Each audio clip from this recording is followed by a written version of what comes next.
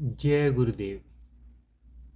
महाराज श्री अपनी बात कही जा रहे थे।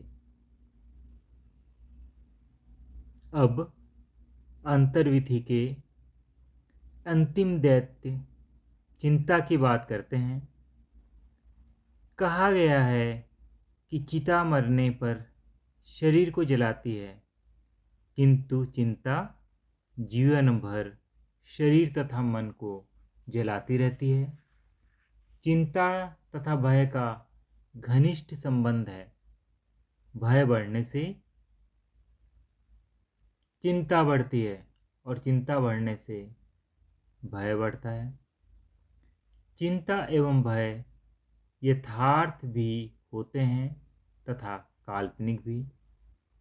चिंता एक ऐसा भंवर है जिसमें मनुष्य वहीं का वहीं घूमता रहता है।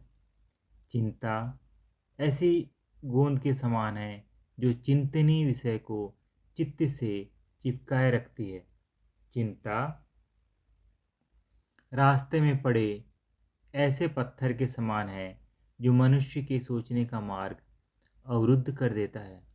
यदि किसी मनुष्य का चिंता का स्वभाव बन जाए तो एक चिंता से छुटकारा मिल जाने पर कोई अन्य चिंता खड़ी कर लेता है।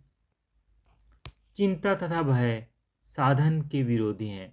यदि चिंता भय को मन में साथ लेकर साधन कक्ष में प्रवेश करो तो साधन समय वही विचार मन को घेरे रहते हैं।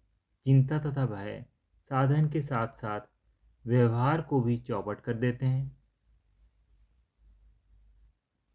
चिंता केवल विषय या परिस्थितियों के आधार पर संस्कारों द्वारा उदय होती है, किंतु भय साधन समय क्रियाओं के रूप में भी प्रकट हो सकता है।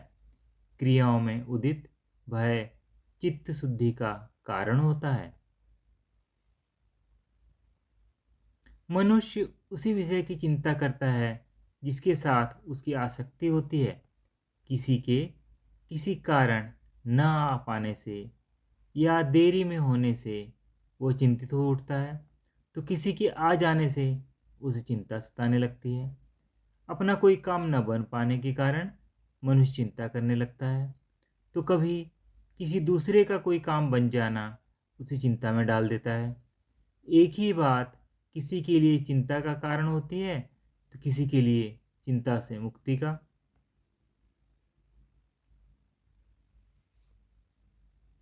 अंतर्विधि के ये सभी दैत्य परस्पर मिलजुल कर कार्य करते हैं, एक दूसरे के काम में सहायक होते हैं। यदि कभी कोई एक दैत्य कुछ अशक्त होने लगे तो दूसरे दैत्य उसे शक्ति प्रदान करते हैं। कभी एक दैत्य अकेला आक्रमण करता है तो कभी एक से अधिक दैत्य मिलकर, कई बार तो सभी दैत्य एक साथ हल्ला बोल देते हैं। इनकी संगठन क्षमता बेजोड़ है। आक्रमण सतत एवं अनुशासित होता है। विजय के पश्चात ये खूब हर्षोल्लास मनाते हैं। एक भक्त आपने अंतर्विधि के दैत्यों का जिस प्रकार तथा जैसा वर्णन किया उससे ज्ञात होता है कि अंतर में संकट कितना गहरा है। उससे यह भी पता चलता है कि जागृत शक्ति के कार्य में कितनी कठिनाइयां हैं तथा उसे कितना संघर्ष करना पड़ता है और साधक के पूर्ण सहयोग की शक्ति को कितनी आवश्यकता है। महाराज श्री साधक शक्ति के कार्य में दो प्रकार से सहायक हो सकता है। एक तो वह सेवा भाव से कर्म करे जिससे नए संस्कार संचित न हो। चित्त में पहले से ही संस्कारों का इतना विशाल भंडार संचित है कि उसे निपटा पाना ही बहुत बड़ा काम है। दूसरे, साधन के समय शक्ति के प्रति समर्पण भाव तथा साक्षी भाव रखे। यह किसी साधक का शक्ति को बहुत बड़ा सहयोग है। यही सहयोग शक्ति की उन्मुक्त क्रियाशीलता के लिए आवश्यक भी है। अंतर्दैत्यों के आक्रमणों को रोकना तथा उनका संहार करना कोई सरल कार्य नहीं। यह अदृश्य संघर्ष जन्म जन्मांतर तक भी चल सकता है तथा साधक को भी जन्म जन्मांतर तक सेवा भावना तथा समर्पण बनाए रखने की आवश्यकता है। साधक अपने अभिमानपूर्ण पुरुषार्थ के बल पर अंतर्दैत्यों पर विजय प्राप्त कर ही नहीं सकता।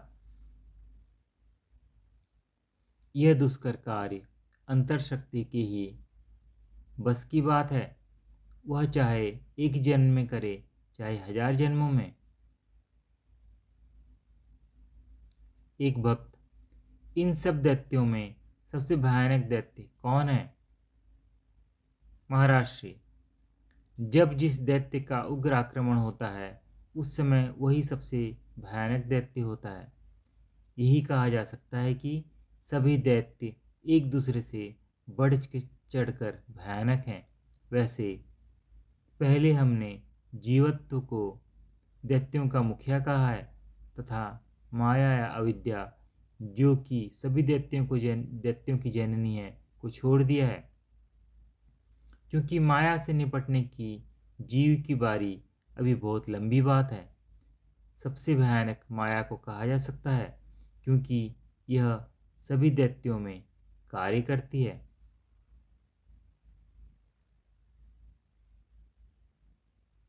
महाराज श्री इतना कहकर मौन हो गए।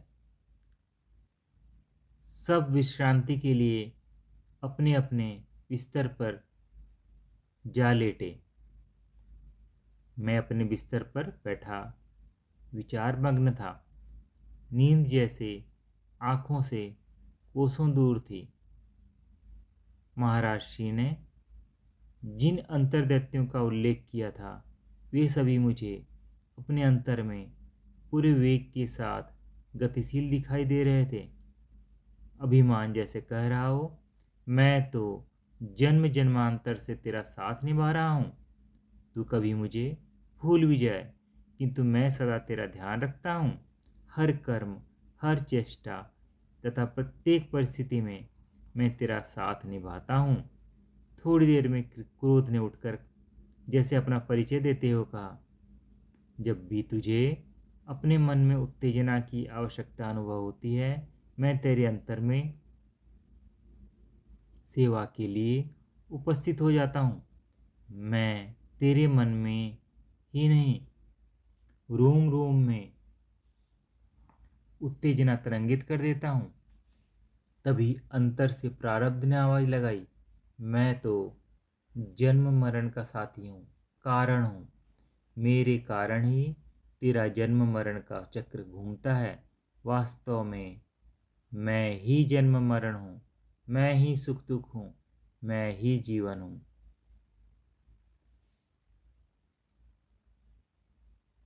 मुझे गुरु कृपा प्राप्त थी। शक्ति की क्रियाशीलता अनुभव गम्य थी। नित्य प्रति साधन में भी बैठता था। जैसा जैसी सेवा बन पड़ती थी करता ही था। श्री गुरु चरणों का निरंतर सानिध्य भी प्राप्त था।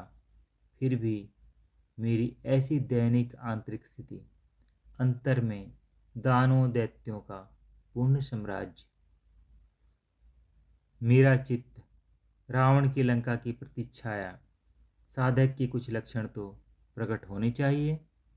यहाँ तो जैसे वासनाओं, विकारों, संस्कारों के विशाल ढेर पर दैत्य दानव उन्मुक्त नृत्य कर रहे हैं। उन्होंने चित्त नगरी में उधम मचा रखा था तथा मैं भी विवश होकर उनके साथ नाचने पर विवश था। लोग समझते थे कि मैं सेवा साधन कर रहा हूँ, किंतु मेरे अंतर में दैत्यों ने तूफान मचा रखा था। एक दैत्य उछल कूद के जाता तो दूसरा उधम मचाने को आ टपकता। मेरा चित्त उनका क्रीड़ा स्थल बना हुआ था। मुझे ऐसा लगने लगा जैसे मैं सेवा साधन का पाखंड कर रहा हूँ तथा संसार को और अपने आप को भी धोखा दे रहा हूँ। जिसे मैं अब तक सेवा समझता आ रहा था, उसकी परत के नीचे क्या अभिमान नहीं छिपा था।